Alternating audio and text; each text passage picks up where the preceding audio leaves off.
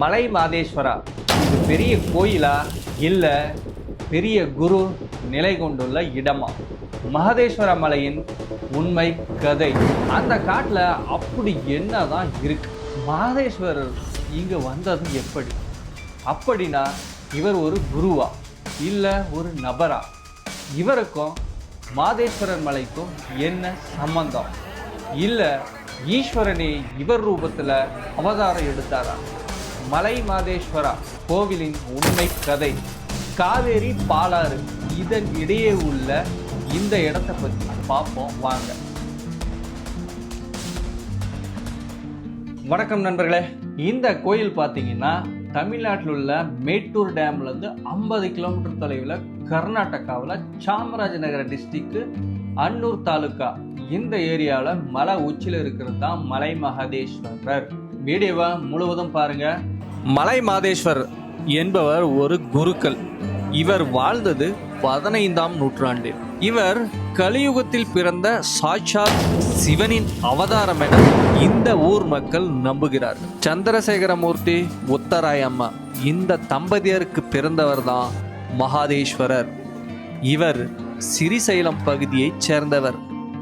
இந்த இடத்திலிருந்தா தென்னகத்தை நோக்கி வராரு. சின்ன வயது யோகியான இவர் சுத்தூரு குந்தூரு இந்த மடங்களின் மூலமா இந்த மலைக்கு வந்து சேர்றாரு. ஜனபத கதைகளின்படி இவர் வந்து சேர்ந்தது குதிரையிலேயோ யானையிலோ இல்லைங்க, புலிமேல் பயணம் செய்து இந்த பகுதிக்கு வந்தார் என்பது இங்குள்ள நம்பிக்கை. ஜனபதா கதை அப்படின்னா என்ன விளக்குன்னு இந்த வீடியோவில் சொல்கிறேன். ஸோ ஸ்கிப் பண்ணாமல் ஃபுல்லாக பாருங்கள். ஸ்ரவண ராஜா இவர் வெறும் ராஜா மட்டும் இல்லைங்க, இந்த பகுதியில் இருந்த ஒரு மாயாவி ராஜா. எந்த அளவுக்கு இவன் மாயாவினா இங்க இருந்த முனிவர்களை அவனுடைய மாயாஜாலத்தால் பயப்படுத்தி கட்டி வச்சிருந்தான். இதை அறிந்த மாதேஸ்வரர் அவருடைய சக்தியின் மூலம் இந்த மாயராஜாவின் மாயங்களையும் அவனையும் வீழ்த்தினார் என்பது இங்குள்ள பக்தர்களின் நம்பிக்கை. அதற்கு உதாரணமாகத்தான் இங்கு உள்ள தபசு மலை, அதாவது மலை மாதேஸ்வரர் ஸ்ரவண மாயாவியை கொல்வதற்கு முன் சிவனை வேண்டி தவம் செய்த இடம்தான் இந்த தபசு மலை என்பது இங்கு உள்ள நம்பிக்கை. இந்த தபசு மலைக்கு நான் போக முயற்சி செஞ்சும் போது என்னால முடியல. ஏன்னா இது ஒரு ரிசர்வ் ஃபாரஸ்ட், அதுவும் இல்லை இங்க மக்களும் வாழ்றாங்க. அந்த மக்களை தவிர வேற யாருக்கு இங்க அனுமதி கிடையாது. இவரை இங்குள்ள மக்கள் ஒரு சமூக சேவக குருவாகவும் பார்க்குறாங்க. அதாவது அந்த காலத்துல மலைவாழ் மக்களின் வாழ்வாதாரத்தை மேம்படுத்தியவர் என்பதற்காகவும் இவரை இன்றும் பூஜை செய்கின்றனர். என்றைக்கும் கர்ப்பகுடியில லிங்க ரூபத்தில் தவம் செய்து கொண்டிருக்கிறார் என்பது மக்களின் நம்பிக்கை. ஜுஞ்சே கவுடா இவர் பெரிய வசதி வாய்ந்த ஊர் தலைவராக இருந்தவர். இவருக்கு மலை மாதேஸ்வரர் மேல் முதலில் நம்பிக்கை வரவில்லை, சொல்ல போனால் இவருக்கு கோபமே இருந்தது. மலை மாதேஸ்வரர் அவர்கள் இந்த ஜுஞ்சே கவுடாவுக்கு சமுதாயத்தை பற்றி சொல்லி நம்பிக்கையை வர வைத்தார். அதன் பிறகு இவர் மலை மாதேஸ்வரின் பரம பக்தனாக மாறினார் என்பது இங்குள்ள நம்பிக்கை. இவர் பக்தரா மட்டும் மாறவில்லை, இங்குள்ள பல கோயில்களையும் இந்த கோயிலையும் கட்டியவர் தான் இந்த ஜுஞ்சே கவுடா. இந்த மலை மாதேஸ்வரர் கோயில் பார்த்தீங்கன்னா சுமார் 150 ஏக்கர் பரப்பளவை கொண்ட கோயிலுங்க. கம்சாலை என்பது கர்நாடகாவின் பாரம்பரிய நாட்டுப்புற பக்தி நடனமும் இசை மரபும் ஆகும். அப்பவே நான் ஜனபதா அப்படின்ற வார்த்தை யூஸ் பண்ண இல்லைங்கன்னா அதுக்கு என்ன அர்த்தம்னா, ஜனபதா என்பதன் பொருள் என்னன்னா வாய்மொழி. அதாவது இந்த பக்தி பாடல்களை பாடக்கூடியவர்கள் எந்த விதமான புத்தகங்களையோ ஸ்கிரிப்சர்களோ இவங்க வைத்திருப்பதில்லை. குருவிலிருந்து சிஷ்யன் என்பதன் வாய்மொழி மூலமா தான் இந்த கதைகளையும் பாடல்களையும் இவங்க கொடுத்துட்டு போறாங்க. இந்த மாதிரியான வாய்மொழி முறையை தான் இவங்க ஜனபதா காவியம் அப்படின்னு அழைக்கிறாங்க.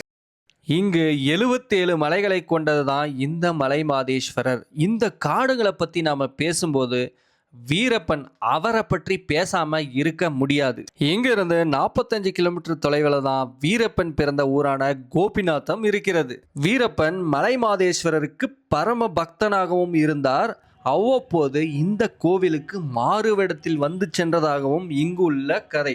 சேலத்துக்கு பக்கத்தில் இருக்கிற வாழப்பாடின்ற ஊர்ல இருந்து வந்த 2 பக்தர்களை நான் இங்க சந்திச்சேங்க. அவங்களே இந்த கோயிலை பற்றி என்ன சொல்கிறாங்கன்னு நீங்களே கேளுங்க. என் பேர் பெரியசாமி. சேலம் மாவட்டம் வாழப்பாடி வட்டம் முத்தம்பட்டி கிராமத்திலிருந்து வந்திருக்கோம். கோயிலுக்கு 60 வருஷமாக வந்துகிட்டு இருக்கிறேன். பிறக்கிறதுக்கு எங்கள் அம்மா பிரார்த்தனை வச்சு தான் இந்த கோயிலுக்கு பிரார்த்தனை வச்சு தான் நான் பிறந்தனோம். அதனால் நான் அந்த கோயிலுக்கு வந்துக்கிட்டு இருக்கிறேன். வரிசையில் 2 தடவை 3 தடவை வருவோம். மாட்டுக்காக வேண்டுதல் வைக்கிறவங்க வருவாங்க. மாடு வந்து உடம்பு சரியில்லை அப்படின்னா வேண்டிக்குவாங்க.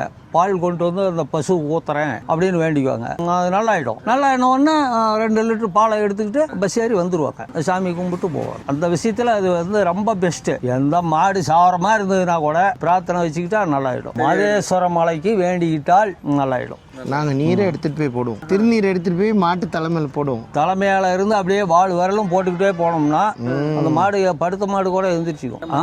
எனக்கு மாடு விருத்தியே இல்லாமல் இருந்து மாடு வாங்கினா ஒன்று ஏதாவது நோய் வாய்ப்பட்டு செத்து போயிடும், இல்லாட்டி அது உதைக்கிற மாடு ஆகிடும். அப்படியே இருந்ததுன்னு சொல்லி தான் காலை கண்ணுக்குட்டியாக போட்டுதுன்னா எல்லாமே உனக்கே விட்றேன் அப்படின்னு சொல்லி 2 காலை கண்ணுக்குட்டி போட்டுது. 2 காலை கண்ணுக்குட்டி 3ஆவதாக ஒன்று இருக்குது. இப்பயும் அது பால் கறந்துட்டு இருக்குது. அதை விட்டு அந்த 2 காலை கண்ணுக்குட்டியும் விற்று ஒரு 13,500 காசு வந்துச்சு. 2 பேரும் காலையில் அதை எடுத்துக்கிட்டு வந்தோம். அது வரப்போ செலவு பண்ணிக்கிட்டு வந்தோம். ஒரு 200 செலவாச்சு.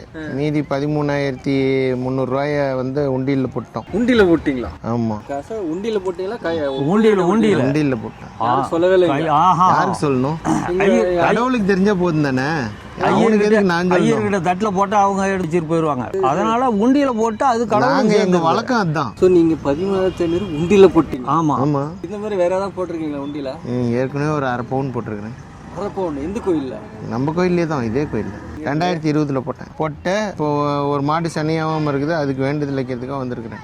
அங்கிருந்து வந்தாக்க 9,000 ரூபா கேட்குறான் வாடகை. அதனால மாட்டை விற்று கொண்டு வந்து உண்டியில போட்டாச்சு. அது கடவுளுக்கு சேர்ந்துக்குது. நான் வந்து 10 வயசுல வரும்போது மேட்டூர்ல இருந்தே கோயில் வரலும் நடந்து தான் வந்தேன். நான் ஒரு கண்ணுக்குட்டி வாங்கினேன். அந்த கண்ணுக்குட்டிக்கு அவசரம் வந்தேன். அப்படியே படிப்படியாக அப்புறம் வர ஆரம்பித்தேன். 3, 4, 5 மாடு ஆனு. இப்போ வந்து மறுபடியும் மாடெல்லாம் குறைய ஆரம்பிச்சிருச்சு.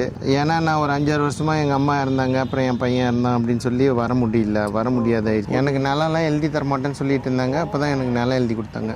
ஆடு மாடு வேணும், ஆடு மாடு நல்லா விருத்தி பண்ணி நல்லா பொழைக்கணும் அப்படின்னு விவசாயம் பண்ணுறவங்களுக்காக வந்து இங்கே இறைச்சி எல்லாம் பண்ணாக்க தானியம் பெருகும், ஒரு மணி அடிக்குது. இதுக்கு மேலே நான் சொல்கிறதுக்கு ஒன்றுமே இல்லை. கடவுளே வந்து சொன்னதுக்கு சம்மந்தம் இது. ஆடு மாடு தானிய விருத்தி 2 வேணும் அப்படின்னு நினைக்கிறவங்க இங்கே வரலாம். சோளத்தை விசாரம், இந்த காசை விசாரம்னா காசு நமக்கு நிறைய சேரும். இந்த சோளம் நல்லா இன்னும் அப்படி போட்டோம்னா நல்லா விளையும். கடலக்காய் விசாரம்னா அது நல்லா விளையும். இந்த கடலக்காயில் 10 கடலக்காய் எடுத்துகிட்டு போய் போட்டீங்கன்னாக்கா 50 காய் காய்க்கிறது 100 காய் காய்க்கும். ரொம்ப சந்தோஷம். நன்றி, வணக்கம். உன்னை பார்த்ததுலேயே எனக்கு ரொம்ப சந்தோஷம். பார்த்ததுலேயே எனக்கும் சந்தோஷம். இந்த மலை மாதேஸ்வரர் உண்மை கதை உங்களுக்கு புதுசாக இருந்துச்சுன்னா கமெண்ட் பண்ணி சொல்லுங்க. உங்க நண்பர்களும் தெரிஞ்சுக்கணும்னு நினைச்சீங்கன்னா ஷேர் பண்ணுங்க. நீங்கள் இதுதான் ஃபர்ஸ்ட் டைம் என் வீடியோ பார்க்குறீங்கன்னா மறக்காம சப்ஸ்கிரைப் பண்ணிக்கோங்க, பெல் பட்டன் தட்டிக்கோங்க. இந்த மாதிரி வீடியோ நீங்கள் மிஸ் பண்ணாமல் இருக்க. அடுத்த வீடியோவில் உங்களை சந்திக்கிறேன். அது வரைக்கும் வணக்கம்.